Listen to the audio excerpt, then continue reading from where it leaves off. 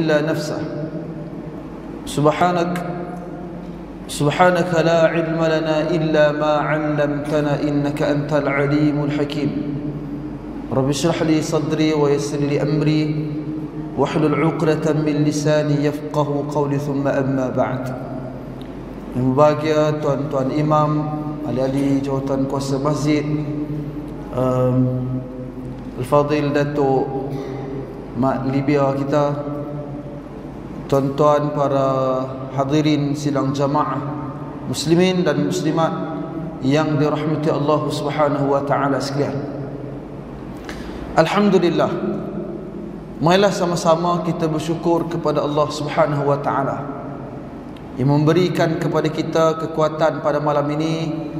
Malam ni tuan-tuan dan puan sekalian, kita dapat sama-sama berada di rumah Allah Subhanahu wa taala. Malam ni satu peluang yang masih lagi Allah berikan kepada kita.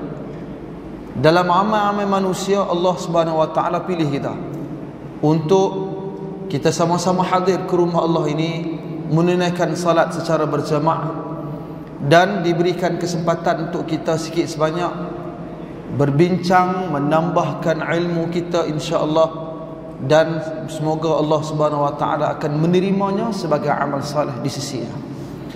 Hari ini tuan-tuan dan puan-puan sekalian makan ayam petang tadi. Jadi macam pening sikit.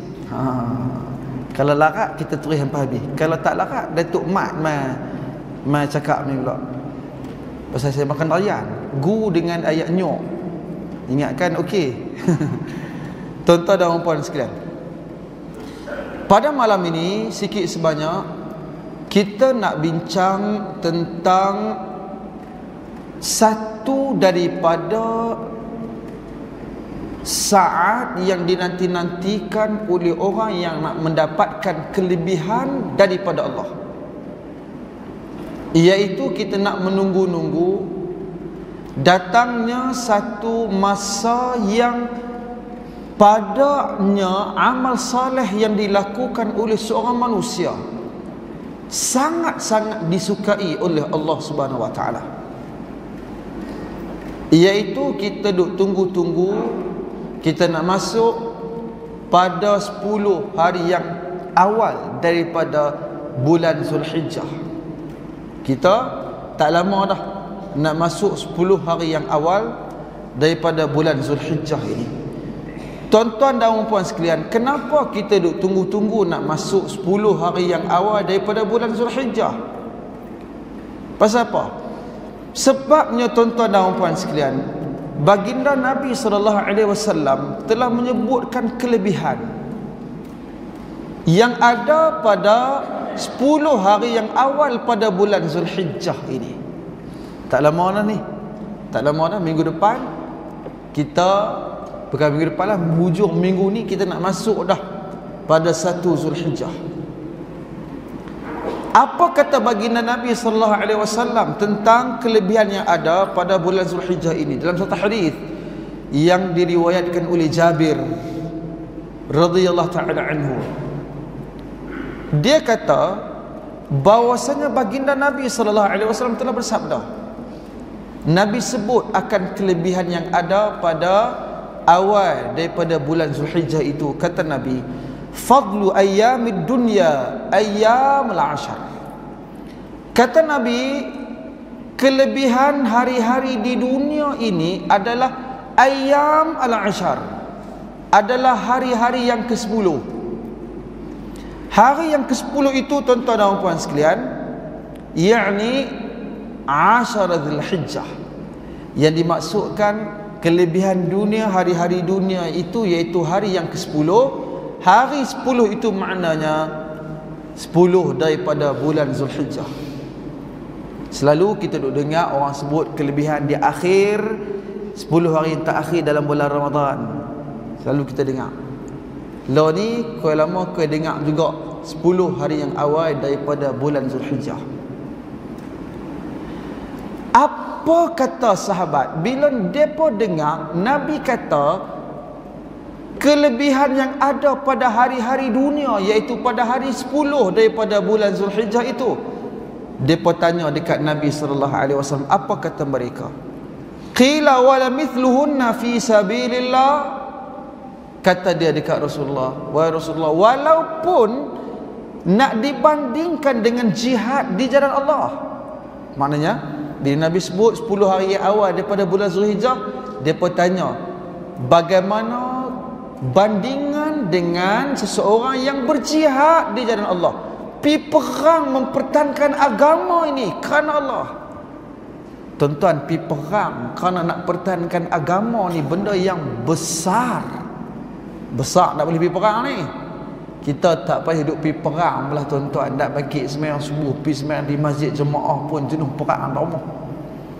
Nak boleh tinggal dah rumah law ni nak boleh tinggal dah rumah ni pun perang dalam diri kita. Yang di TV, lagu cerita TV, yang di anak cara anak, yang cucu cara cucu, depa nak ajak pergi makan pula waktu-waktu ni. Macam-macam kita perang dalam diri kita pun tuan-tuan dan puan-puan sekalian. Apatah lagi nak pergi berjihad di jalan Allah Subhanahu Wa Taala. Hebat. Orang boleh pergi berperang di jalan Allah ni, orang tu hebat. Sebab dia sanggup menggadaikan nyawa dia. Tuan-tuan dan puan sekalian, walaupun berjihad di jalan Allah Subhanahu Wa Taala, Nabi sebut, kata baginda Nabi kata, walaupun seseorang itu berjihad di jalan Allah Subhanahu Wa Taala, walaupun kata Nabi, wala mithluhunna fi sabilillah, tidak ada sama 10 hari itu dengan seorang yang dia berjihad di jalan Allah, illa rajulun, kecuali seorang laki-laki yang mana kata Nabi, bila dia pi perang, ghufira wajhahu biturab, bila dia pi perang tuan-tuan dan puan sekalian, berlumur wajahnya biturab, dengan debu, dengan tanah. Maknanya dia gugur. Dalam riwayat yang lain kata Nabi, illa rajulun kharaja bi nafsihi wa malihi, melainkan seseorang yang bila seorang laki-laki itu kharaja bi malihi wa kharaja bi malihi wa nafsihi, dia keluar dengan hartanya, dia keluar dengan jiwanya, maknanya keluar dengan nyawa dia. Tapi bila dia balik, dia tak bawa balik satu pun di antara dua benda tu. Nyawa pun tak bawa balik, harta pun tak balik, baru boleh lawan 10 hari yang ada kelebihan amal salih yang dilakukan oleh seseorang pada 10 hari yang awal daripada bulan Zulhijjah ini. Sebab tu tuan-tuan dan puan sekalian, hebat 10 hari yang awal daripada bulan Zulhijjah ini. Amal yang salih yang dilakukan oleh seseorang pada 10 hari yang awal pada bulan Zulhijjah itu, Nabi sallallahu alaihi wasallam kata, sebutkan tentang kelebihan lebih daripada orang yang pergi perang di jalan Allah. Melainkan kalau nak lebih, orang tu kena mati syahid dulu, barulah dia boleh lawan kelebihan yang ada pada amal saleh yang dilakukan di 10 hari yang awal daripada bulan Zulhijjah ini. Hebat. Allah Azza wa Jalla sebut wal fajri wa layalil ashar. Allah sebut demi waktu fajar wa layalin ashar, dan 10 malam-malam yang Nabi kata, dan malam-malam yang ke-10. Allah sebut malam-malam yang ke-10. Malam-malam 10 itu adalah malam-malam pada 10 hari yang awal daripada bulan Zulhijjah ini, menunjukkan kelebihan yang ada pada 10 hari yang awal pada bulan Zulhijjah ini. Tuan-tuan dan puan yang saya muliakan, jadi oleh kerana itu, macam mana kita nak sambut 10 hari yang awal pada bulan Zulhijjah ni? Nak sambut yang macam mana? Ada beberapa benda lah tuan-tuan dan puan sekalian disebutkan bagaimana kita nak menyambut 10 hari yang awal daripada bulan Zulhijjah itu. Bi ayyi syai'in nastaqbal, bagaimana kita nak sambut 10 hari yang awal daripada bulan Zulhijjah itu. Yang pertama tuan-tuan dan puan sekalian, kita sambut 10 hari yang awal pada bulan Zulhijjah itu bit taubah as-sadiqah. Yang pertama, kita sambut 10 hari yang awal pada bulan Zulhijjah ini dengan taubat yang sungguh-sungguh kepada Allah. Sebab nak dapat kelebihan yang ada pada 10 hari bulan ni, maka kita kena bertaubat kepada Allah Azza wa Jalla. Kalau ada salah silap kita beristighfar, memohon keampunan daripada Allah, supaya kita masuk 10 Zulhijjah itu, masuk daripada hari pertama sampai hari ke-10 Zulhijjah itu, kita dapat kelebihan dengan taubat kita kepada Allah. Yang kedua, tuan-tuan dan puan sekalian, antara benda yang elok kita buat adalah al-azmul jad ala ikhtinami hadhil ayyam. Kita berazam sungguh-sungguh untuk kita nak dapatkan kelebihan yang ada pada 10 hari yang ada ni. Kena azam sungguh-sungguh, tuan-tuan. Kalau tak azam, maka susah untuk kita mendapatkan kelebihan. Kena azam, al-azmul jad. Dia kata azam yang sungguh-sungguh. Azam sungguh-sungguh nak dapat kelebihan itu. Yang ketiga, al-bu'du 'anil ma'asi. Yang ketiga, kita sambut 10 hari yang awal daripada bulan Zulhijjah ini dengan al-bu'du 'anil ma'asi, dengan kita menjauhkan diri kita daripada maksiat kepada Allah. 3 benda ni elok kita buat. Pertama, taubat kepada Allah. Yang kedua, kita azam sungguh-sungguh nak dapatkan kelebihan yang ada pada 10 hari yang awal bulan Zulhijjah ini. Dan yang ketiga, tuan-tuan dan puan sekalian, adalah dengan kita menjauhkan, berusaha jauhkan diri kita daripada maksiat. 3 benda ni elok kita buat nak sambut 10 Zulhijjah ini. So banyak orang kata nak sambut, tapi sambut yang macam mana? Sambut dengan taubat, sambut dengan azam nak dapatkan kelebihan, dan sambut dengan kita berusaha al-bu'du 'anil ma'asi, sambut dengan kita menjauhkan diri kita daripada melakukan maksiat, kemungkaran kepada Allah Subhanahu wa taala. Tuan-tuan dan puan-puan yang saya muliakan kerana Allah Subhanahu wa taala, apa yang kita nak buat ni? Apa yang kita nak buat bila masuk 10 hari yang awal daripada bulan Zulhijjah? Nak buat apa? Tadi kita bersiap sedia nak sambut. Kita tahu kelebihan yang Allah sediakan bagi orang yang berada dalam bulan Zulhijjah, yang dia lakukan amal soleh. Amal soleh itu hebat, lebih daripada orang yang berjihad di jalan Allah. Jadi amalan apa yang kita nak buat pada 10 hari yang awal pada bulan Zulhijjah ini? Yang pertama sekali, yang paling bagus ni tuan-tuan dan puan sekalian, tapi rasa kita hak ada sini tak boleh buat dah, pasal orang ketuk dah. Kalau sebut pun boleh sebutlah. Yang pertama sekali, amal yang paling elok dilakukan oleh seseorang bila dia berada pada 1 hari bulan Zulhijjah ni adalah dengan dia itu melakukan ada'u manasikil haji wal umrah awil umrah.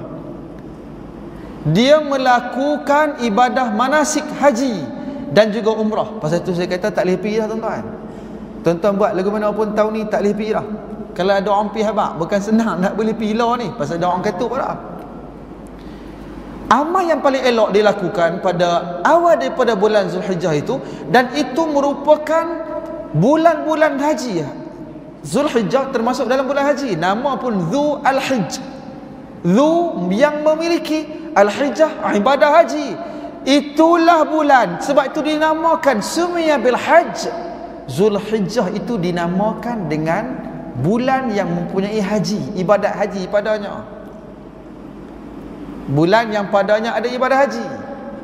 Jadi tuan-tuan dan puan sekalian, amal yang paling elok yang dilakukan, melakukan manasik haji dan juga umrah yang paling baik. Sebab apa, tuan-tuan? Sebab dalam satu hadis kata Nabi sallallahu alaihi wasallam, Nabi sebut al-umratu ila al-umrati kaffaratun lima bainahuma wal hajjul mabrur laisa lahu jazaa illa al-jannah. Hadis yang diriwayatkan oleh Imam Al-Bukhari dan juga Imam Muslim, muttafaqun alaih. Nabi kata umrah dengan umrah kaffaratun lima bainahunna, merupakan pengampunan dosa di antara salah satunya. Satu umrah pergi satu umrah yang lain tu merupakan pengampunan dosa. Kemudian kata Nabi wal hajjul mabrur, dan haji yang mabrur, haji yang mendapat mendapat kebajikan, haji yang diterima lah. Laisa lahu jazaa illa al-jannah, tak ada balasan padanya melainkan syurga Allah Subhanahu wa taala. Sebab tu amal yang paling utama dilakukan pada bulan Zulhijjah ni, pi buat haji, pi buat umrah. Itu yang pertama. Nombor dua yang elok kita buat pada 10 hari yang awal pada bulan Zulhijjah ni, tuan-tuan dan puan sekalian, adalah as-siyam. Kita memperbanyakkan ibadat puasa. Ada orang kata bahawa lebih puasa, nak suruh puasa pula. Ya, sebab nak dapatkan kelebihan. Itu dia kata nak puasa nak pun hujung pun habis. Ailah pun habis. Ya, sebab kita nak dapatkan kelebihan yang ada, yang disediakan oleh Allah, yang Nabi sebut akan kelebihan amal soleh padanya. Tuan-tuan, kenapa disebutkan amal soleh pada 10 hari awal pada bulan Zulhijjah ini? Sebab melambangkan konsistensi. Oh, cakap putih pula. Melambangkan istiqamah, Arab pula. Melambangkan kelestarian, bahasa Melayu. Melambangkan bagaimana seseorang itu bila dilakukan amal soleh, dia buat macam-macam amalan pada bulan Ramadan yang lalu. Yang tak biasa pergi masjid pun dia pergi masjid pada bulan puasa. Belagak lebih daripada orang lain pula tu. Dah lah dia pun jangan pergi. Kau tak nuklih pun bulan puasa itu. Bulan ni orang kata, kau tak nuklih pula dah lah ni. Habis dah bulan puasa, habis. Bulan puasa dia baca Quran, berdengung baca. Kuat kacau orang pula tu. Kalau tadarus dia dulu, tegak orang tu, tegak orang ni. Kawan sedap, cekak sikit baca. Habis bulan puasa dia tutup. Puasa pun payah juga. Sebab itu Nabi SAW sebut kelebihan yang ada pada 10 hari yang awal daripada bulan Zulhijjah itu, antaranya itulah tanda konsistensi, itulah tanda istiqamah seseorang hamba Allah dengan amal soleh yang dilakukan sepanjang daripada bulan Ramadan. Sebab kita ni sembah Allah bukan pada bulan Ramadan saja. Kita mai ke masjid bukan bulan puasa saja. Kita semayang malam bukan hanya pada bulan Ramadan saja sepatutnya. Ni kalau bulan puasa, tuan-tuan dan puan sekalian, dia tak pi semayang tarawih asal berdosa. Mayang Isya tak pi tak apa. Dia Isya tak pi tak apa, jadi tarawih pi. Kapi tarawih malam pi, Isya pi. Isya tak payah dia sengkok perut dia. Tuan-tuan, sebab itu kena usah ambil kelebihan. Yang kedua tadi adalah as-siyam. Kita usah untuk berpuasa pada 10 hari awal daripada bulan Zulhijjah itu. Sebab apa tuan-tuan dan puan sekalian? Sebab ada hadis, kita pun tahu hadis ni, kullu amal ibni adam lahu illa siyam fa innahu li wa ana ajzi bihi. Kata Nabi, setiap kullu amal ibni adam lahu, setiap daripada amalan anak Adam untuknya, illa siyam, melainkan ibadah puasa, fa innahu li wa ana ajzi bihi, melainkan ibadah puasa itu untuk aku. Ni ada Ustaz Yusof ni, dia cakap bahasa Arab. Kenapa hadis ini adalah hadis kursi? Hadis kursi ni Nabi kata Allah berfirman. Hadis kursi Nabi kata kata-kata Allah dengan lisan baginda Nabi SAW. Hadis kursi Allah kata setiap daripada amalan anak Adam untuknya illa siyam, melainkan puasa, fa innahu li, ibadat puasa ni untuk aku. Orang bahasa dia faham bila disebutkan sesuatu benda disandarkan kepada Allah, menunjukkan tashrifan lahu, menunjukkan kemuliaan yang Allah nak bagi kepadanya. Macam bait rumah, bila baitullah, rumah Allah, mulia rumah tu. Abd hamba, bila Abdullah, hamba Allah, dimuliakan dia. Amah, hamba wanita, amatullah, hamba Allah wanita, dimuliakan kerana digandingkan dengan Allah. Sebab itu Nabi kata setiap amalan anak Adam untuk dia, melainkan puasa-puasa ni fa innahu li, aku yang punya dan aku memberikan ganjaran. Maka yang kedua yang elok kita lakukan adalah dengan ibadah puasa. Kita banyakkan puasa pada 10 hari yang awal daripada bulan Zulhijjah itu. Bahkan tuan-tuan dan puan sekalian, wa qad khassa an-nabiy sallallahu alaihi wasallam siyam fi yaum Arafah. Bahkan baginda Nabi telah mengkhususkan, khassa an-nabiy sallallahu alaihi wasallam, bahkan baginda Nabi telah mengkhususkan puasa pada hari Arafah min baini ayyami 10 Zulhijjah bimazid inayah. Bahkan Nabi telah mengkhususkan ibadat puasa pada hari Arafah. Hari Arafah ni orang yang buat haji dia tak sunat puasa hari tu. Kita kata saya nak pergi puasa sunat ni, saya nak. Jangan. Kita aja. Depa dah duk Arafah dah, duk berimpun dah. Al-Hajj Arafah kata Nabi. Kita aja yang tak pergi buat haji saja. Datuk Mak kan? Kalau depa pergi buat, depa pun puasa, boleh depa puasa Datuk Mak? Tak boleh ni. Kita aja yang boleh, yang disunatkan puasa, sebab kita bukan daripada orang yang melakukan ibadat haji. Maka kita digalakkan untuk melakukan ibadah puasa pada hari Arafah. Kata Nabi SAW, Nabi kata, siyamu yaumi Arafah ahtasibu ala Allah an yukaffira sanata allati qabla wallati ba'dah. Hadis sahih riwayat Imam Muslim. Kata Nabi, puasa hari Arafah, ahtasibu ala Allah, aku mengharapkan pahala agar diampunkan dosa yang setahun lalu dan diampunkan dosa setahun lepasnya. Hadis sahih riwayat Imam Muslim. Jadi maknanya kalau puasa hari itu, puasa hari Arafah tu, dapat pahala puasa 2 tahun sebelum dengan selepas. Boleh puasa 2 tahun tuan-tuan. Allah, 30 hari itu pun tak sangka. Matang hujung-hujung tu, hei, bilik ayak tu kira nak masuk ya. Duk kira nak mandi, sehari 5 kali mandi. Tang hujung-hujung.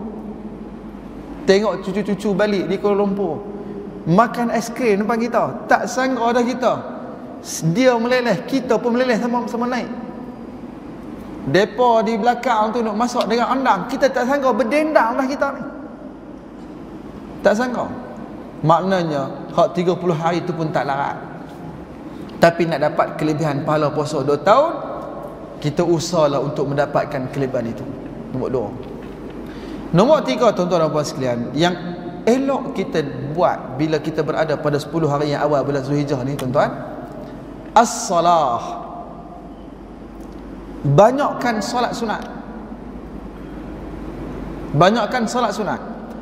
Sebab apa, tuan-tuan dan puan sekalian? Sebab kata Nabi sallallahu alaihi wasallam, "Wa ma yazalu 'abdi yataqarrabu ilayya bin nawafil hatta uhibbuhu."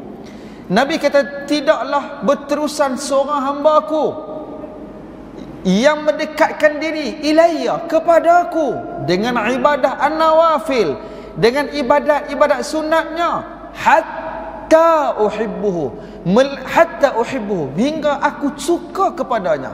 Sebab bila kita lakukan dengan solat-solat sunat kita itu, solat sunat itu akan menjadikan kita dekat kepada Allah, dan Allah suka kepada kita.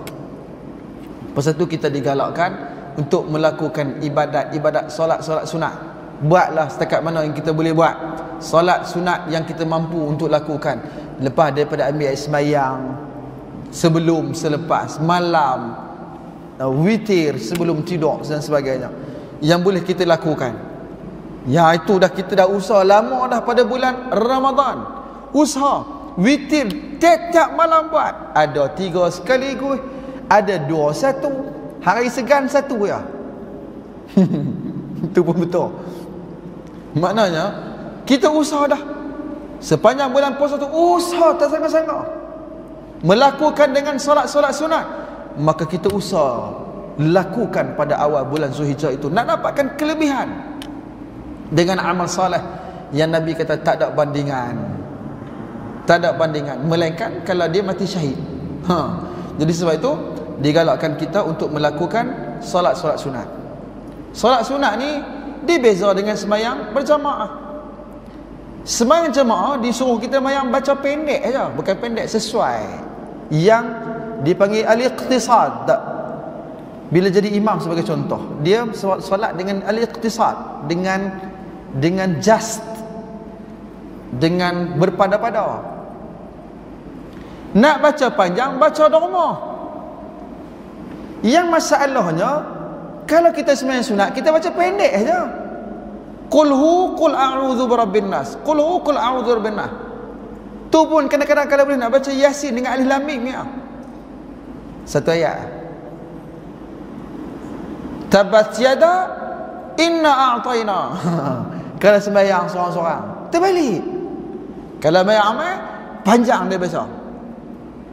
Nabi sebut pula dalam satu hadis, Nabi kata, sebaik-baik sembahyang ni, salatuhu fi afdalus salah, salatuhu fi baitihi. Sebaik-baik sembahyang dia di rumah dia. Illal faraid, melainkan sembahyang fardu. Jangan berhenti hadis setakat itu lah. Sebaik-baik sembahyang, salatuhu fi baitihi, sembahyang di rumah dia. Dia sembahyang awal, sembahyang rumah. Hadis kata sebaik-baik sembahyang di rumah. Hadis tu ada sambung, illal faraid, melainkan yang fardu. Fardu salat di masjid, yang sunat sembahyang di rumah. Kita kalau tak main sunat di masjid jadi apa? Tak balik sembahyang. Kalau apa habis sembahyang, kalau sembahyang. Habis sembahyang Isya, sembahyang saja. Awak balik di rumah payuh Ustaz. Sedangkan sebaik-baik sembahyang di rumah.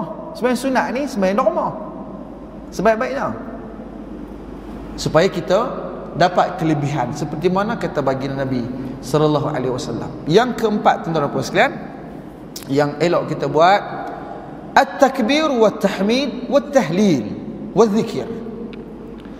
Yang elok kita buat di awal daripada bulan Zulhijjah ini adalah dengan kita melakukan at-takbir, banyakkan takbir, takbir mutlak.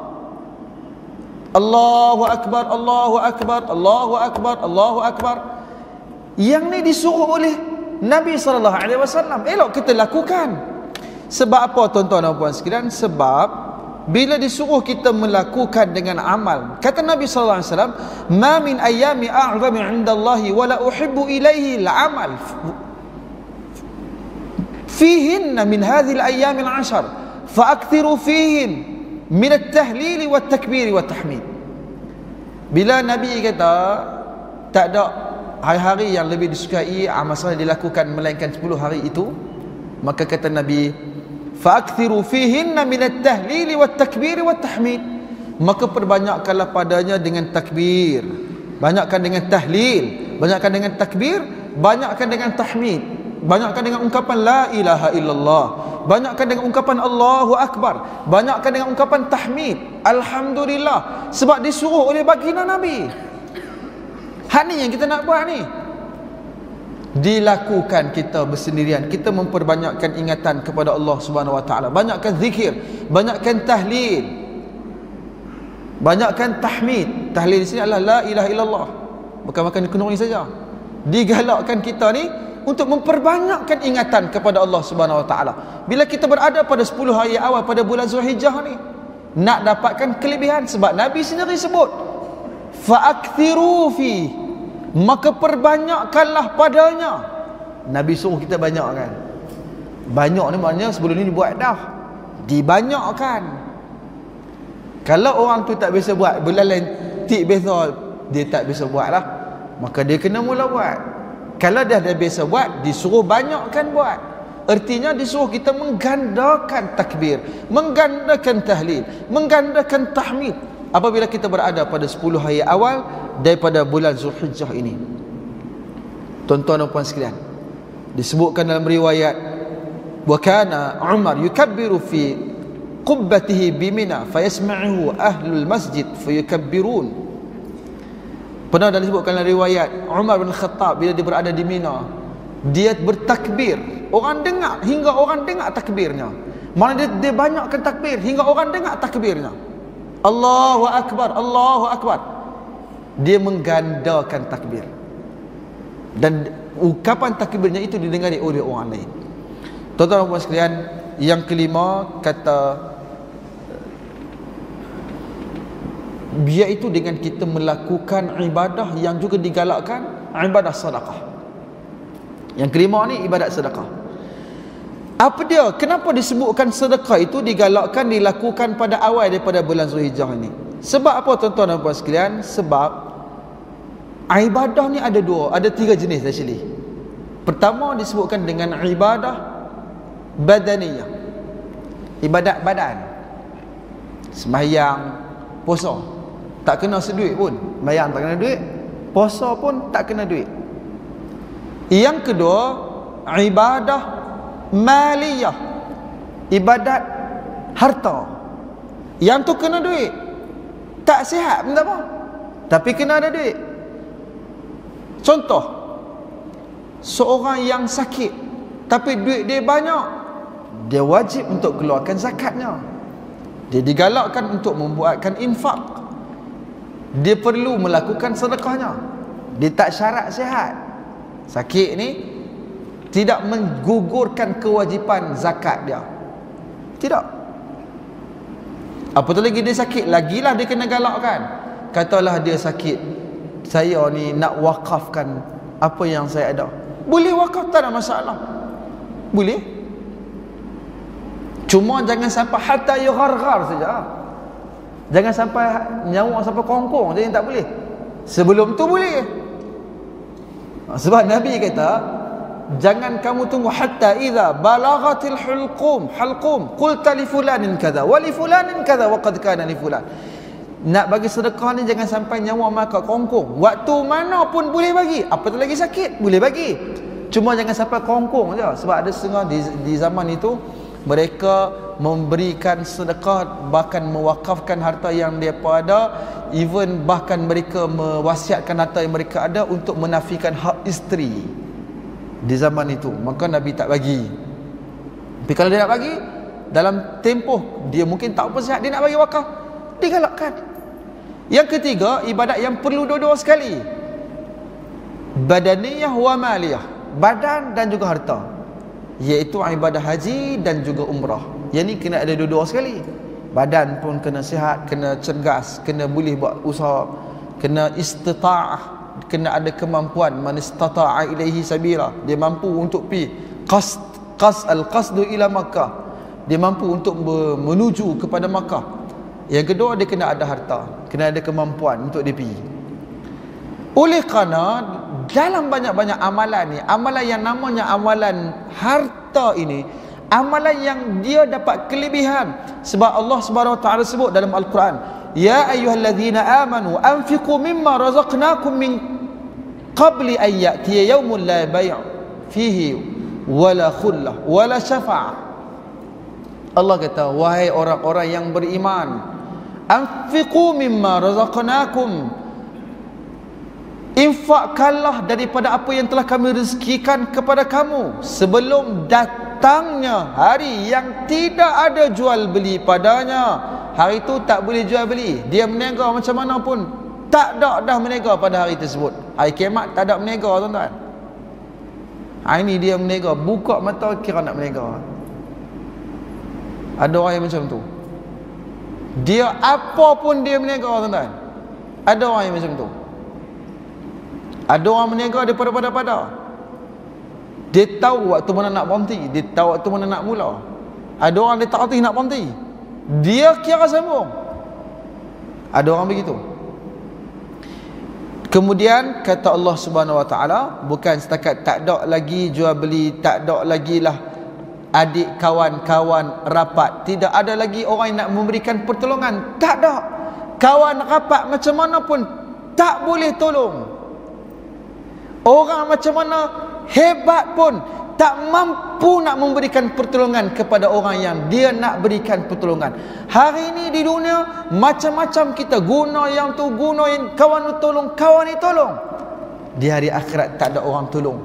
Sebab itu disuruh kita menginfakkan harta yang Allah Subhanahu Wa Taala telah rezekikan kepada kita, sehingga datang hari yang tidak ada jual beli, tak ada kawan rapat dan tak ada orang yang memberikan pertolongan. Tuan-tuan dan puan sekalian, jadi 5 benda ni elok kita buat bila kita berada pada 10 hari yang awal pada bulan Zulhijjah. Pertama, pergi buat haji umrah kalau mampu, tapi tak payahlah, tak boleh dah. Kemudian puasa, banyakkan puasa. Ketiga, banyakkan salat sunat. Kemudian kita memperbanyakkan takbir, tahmid, tahlil. Dan yang kelima, kita berusaha untuk memperbanyakkan sedekah bila kita berada pada 10 hari awal daripada bulan Zulhijjah ini. Tuan-tuan sekalian, banyak lagi lah kalau nak sebut banyak. Antara yang boleh kita sebut, tuan-tuan dan puan sekalian, antaranya dengan qiraatul Quran, banyak baca Quran. Wal istighfar, banyak istighfar. Wa birrul walidain, melakukan kebajikan kepada kedua ibu ayah. Wasilatul arham wal aqarib, menghubungkan silaturahim kepada adik-beradik. Kemudian wa ifsya'is salam, memberikan, menyebarkan salam. Wa it'amit ta'am, dengan seseorang itu memberikan jamuan makan, memberikan makan. Wal islah bainan nas, memperbaiki hubungan di antara manusia. Wal amri bil ma'ruf wan nahyi 'anil munkar, iaitu dengan bil amri, dengan seorang menyuruh orang buat baik, mencegah orang daripada melakukan kemungkaran. Wa hifdzul lisan wal faraj, menjaga lidah dan juga menjaga kemaluan. Wal ihsan ilal jiran, dia bersifat ihsan, berbaik-baik dengan jiran tetangganya. Wal ikramid dhaif, memuliakan tetamu. Kemudian wal infaqi fi sabilillah, menginfakkan harta di jalan Allah. Wa imatatil adha 'anit tariq, menghilangkan benda-benda yang berbahaya di jalanan. Kemudian bukan setakat itu, wa nafaqata 'ala zaujati wal 'iyal, dia memberikan nafkah kepada isteri dan juga anak di bawah tanggungan jawabnya. Bukan setakat itu, wa kafalatil aitam, menjaga anak yatim. Wa ziyaratil marda, menziarahi orang-orang yang sakit. Macam-macam kalau kita nak sebutkan amal soleh yang lain yang boleh kita lakukan sepanjang daripada bulan awal pada bulan Zulhijjah ni. Pi ke hospital, pi ziarah orang sakit dan sebagainya. Ini digalakkan kita buat di awal daripada bulan Zulhijjah yang mubarakah, yang diberkati insya-Allah. Tuan-tuan dan puan sekalian, jadi selain daripada itu, elok juga kita sebut tentang satu lagi benda yang ada kaitan bila kita berada pada bulan Zulhijjah ini, iaitu elok kita sebutkan sedikit beberapa benda yang berkaitan dengan al-udhiyah, berkaitan dengan sembelihan korban. Elok juga sebut sikit setakat mana yang kita boleh ingat. Ya, antaranya tuan-tuan dan puan sekalian, ada perbincangan daripada kalangan para ulama tentang melakukan ibadah korban itu.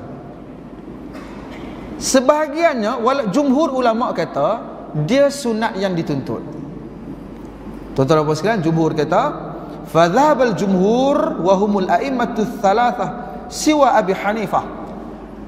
Kebanyakan jumhur para ulama semua kecuali Imam Abu Hanifah, dia kata sunnah muakkadah. Dia kata korban tu sunat yang sangat-sangat dituntut. Bukan sunat saja, no? Sunnah muakkadah, sunat yang dituntut, bukan sunat saja. Beza tu.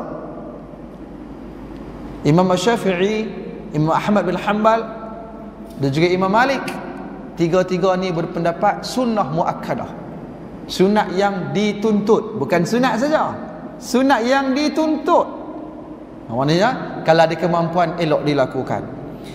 Tapi Imam Abu Hanifah rahimahullah dia kata wujub. Imam Abu Hanifah kata wajib. Berat tuan-tuan. Maknanya tiga imam kata sunat yang dituntut, seorang kata wajib. Bukan tiga orang kata sunat, seorang kata sunat dituntut. Dah, tiga kata sunat dituntut, seorang kata Imam Abu Hanifah kata wajib. Pada pendapat dia kata wajib. Kata Ibn Salih Al-Utsaimin, dia kata wal qawlu bil wujubi azhar min al qawli bi adami al wujub lakin bi syartil qudrah.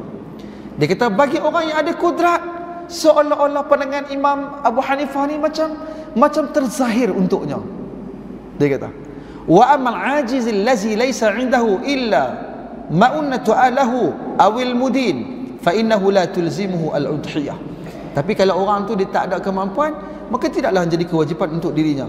Bal in kana alaihi dain yanbaghi lahu an yabda bid-daini qabla al-udhiyah. Kalau sebagai contoh ada orang tu berhutang, dia hendaklah mendahulukan hutangnya. Tapi tuan-tuan dan puan sekalian, walaupun begitu, la'al al-azhar al-arjah huwa qaulul jumhur. Tapi seolah-olah pendapat yang paling rajih adalah pendapat jumhur. Pendapat jumhur kata sunat yang sangat-sangat mustahabbah la wajibah, ianya merupakan sunat yang dituntut dan tidaklah merupakan benda yang wajib, berdasarkan kepada hadis Ummu Salamah radhiyallahu taala anha, anna Nabiy sallallahu alaihi wasallam qala idza dakhalta al-'ashra wa arada ahadukum ay yudhha fala yamassu min sya'rihi wa bi syarrihi syai'a.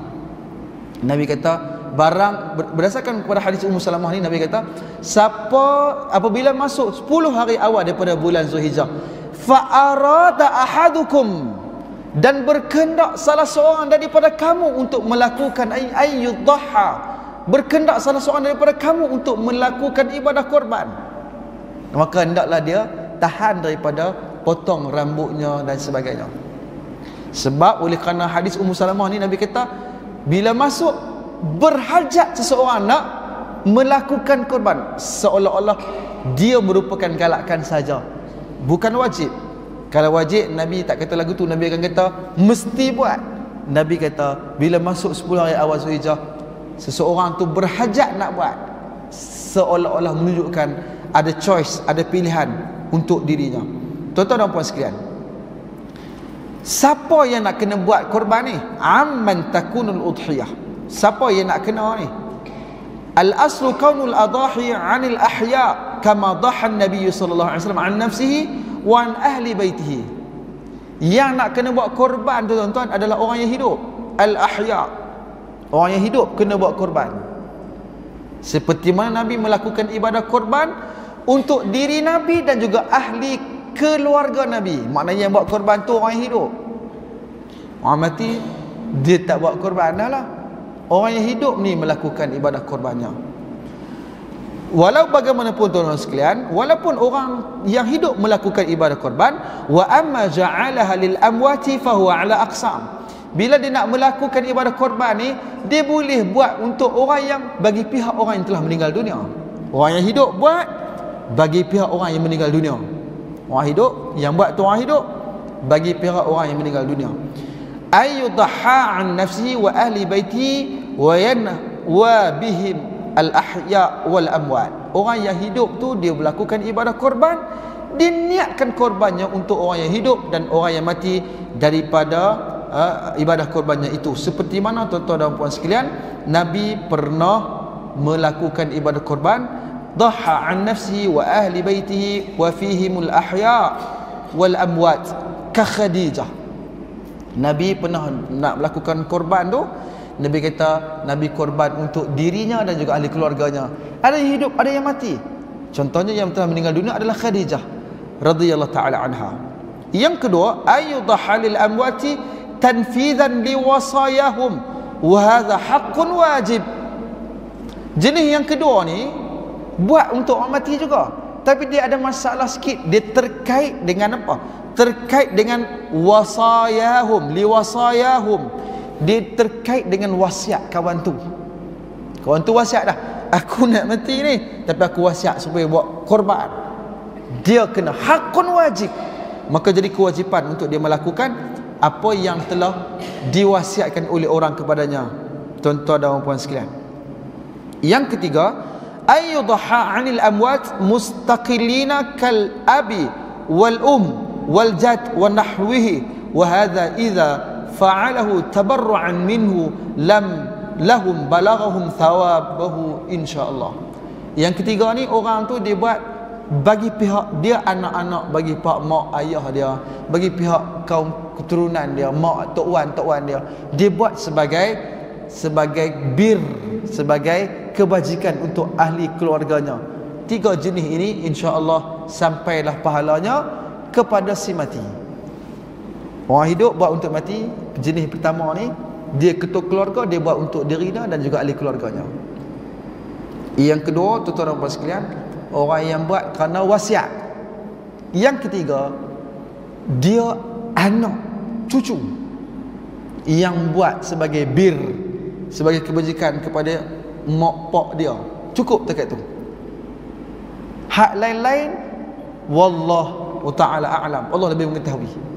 Anak cucu kepada mak pak dia, ya, ai na'am. Sebab ada hadis dari Nabi bagi orang melakukan amal soleh bagi pihak ibu dan ayahnya yang telah meninggal dunia. manakala untuk orang lain tidak ditemukan tentang perkara tersebut. Tuan-tuan dan puan sekalian, apa syarat untuk melakukan ibadah korban tu? Kita pun tahulah tuan-tuan, ada banyak, ada 6 syarat dah. Pertama, kaunuha min bahimatil an'am. Ibadat korban tu dibuat di kalangan al-an'am, binatang korban, binatang yang boleh dikorbankan saja. Tuan-tuan dan sekalian, kita sambung sikit. Ada beberapa syarat untuk korban tu. Yang pertama, binatang tu hendaklah binatang yang boleh dikorbankan, terdiri daripada golongan al-an'am, seperti mana Allah sebut, walikulli ummatin ja'alna mansakan liyadhkuru ismallahi ala ma razaqahum min bahimatil an'am. Hanya yang jenis an'am saja, iaitu daripada al-ibil. Sebagai contoh, ibil iaitu unta, wal bakar dan juga lembu, wal ghanam dan juga kambing. Yang kedua, bulughus sinni al-mu'tabarah. Cukup umur binatang tu, binatang tu cukup umur. Untuk ibil, untuk unta ni 5 tahun, lembu 2 tahun, dan juga kambing sanah wahidah, setahun, dipanggil musinnah.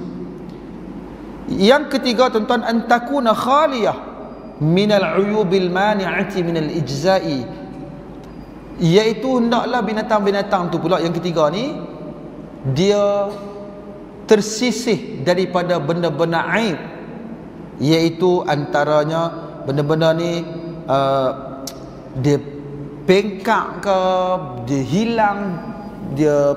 hilang daripada daging dia ke, benda tu tak boleh dilakukan dengan amalan korban. Kemudian yang keempat, antakuna malikan lil muddahi, dia dimiliki oleh orang yang nak buat korban tu. Dia tak boleh korban binatang orang lain.